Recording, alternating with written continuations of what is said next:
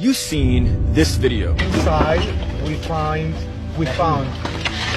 8 babies burned in this corner. An Israeli soldier conducts an interview in front of a destroyed home of a kibbutz. He says Hamas fighters burned babies and then beheaded them. But this is all a lie, and I'm going to prove it to you using Israeli media. Yes, that is right, Israeli media. But first, let's ask an important question. How did the concrete walls of this home behind the soldier turn into rubble? Fires burn wood and other flammable items. They do not collapse concrete structures like this. Children in the same room, then someone come and kills them all. 15 girls and teenagers that put in the same room, 300 grenades, and it's over. This is a massacre. Now, the Israelis want you to believe that Hamas fighters did this, but we know that they were only armed with machine guns and small grenade launchers. That doesn't cause this level of damage. So then how did they destroy concrete homes like this? The answer is they didn't. The Israelis did. What?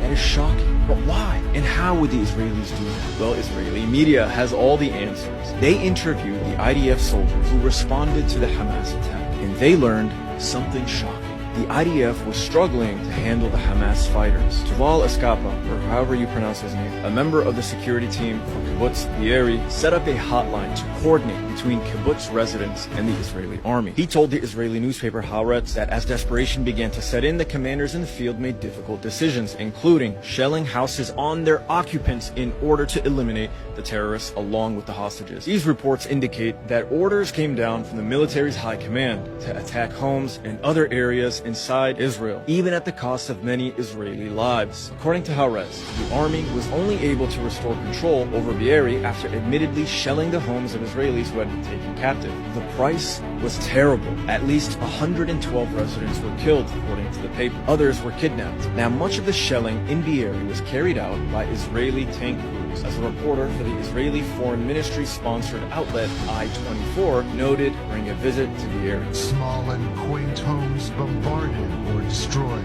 Children's toys lying around, well-maintained lawns of grass ripped up by the tracks of an armored vehicle. Perhaps a tank. Perhaps a tank.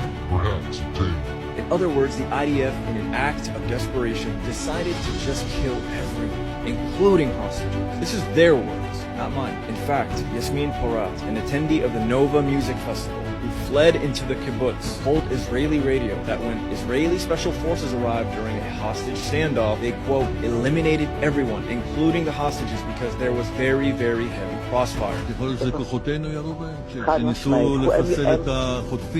חיסלו את כולם, כולל הבני ערובה, כי היה שם חילופי ירי מאוד מאוד קשים, חילופי אש מטורפים, אפילו 2 פקדים של טנק שירו לתוך הבית, שזה בית קיבוצי קטן, זה לא איזה, רואים את זה בחדשות.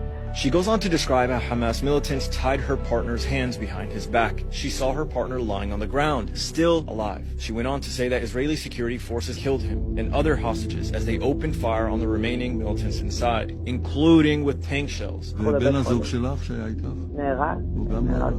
כן, כולם נהרגו שם. This is why you see large bits of shrapnel and bullet holes in the walls of destroyed kibbutz homes. It's why you see homes turn into rubble. And sadly, it's why you find severely burnt bodies of Israeli hostages. But there's more. The IDF also used Apache attack helicopters. In an interview with Israeli media outlet Mako, an Apache pilot admitted that many of the cars he fired rockets at contained hostages. But wait, there's even more. Israeli security forces also opened fire on fleeing Israelis whom they mistook for Hamas gunmen. A resident of Ashkelon named Danielle Rachel described nearly being killed after escaping from the Nova Music Festival when it was attacked by militants. As we reached the roundabout at a kibbutz, we saw Israeli security forces, she recalled. We held our heads down because we automatically knew they'd be suspicious of us in a small beat-up car from the same direction the terrorists were coming. Our forces began shooting at us. Lastly, let's discuss how an IDF commander ordered an airstrike on his own position. The very first target the Palestinian fighters attacked was the Erez checkpoint. The attack was so fierce that the IDF commander, Avi Rosenfeld, in an act of desperation, he called for an airstrike on his own position. The IDF bombed their own base in order to kill the Palestinian militants. So what should we take from all this? Do we absolve Hamas of their actions on October 7th? Of course not. None of this would have happened had they not attacked. Now, whether or not they have the right to resist occupation and apartheid with the use of force is a topic for another video. But the point of this video is to highlight how the IDF's poor response and performance led to the deaths of their own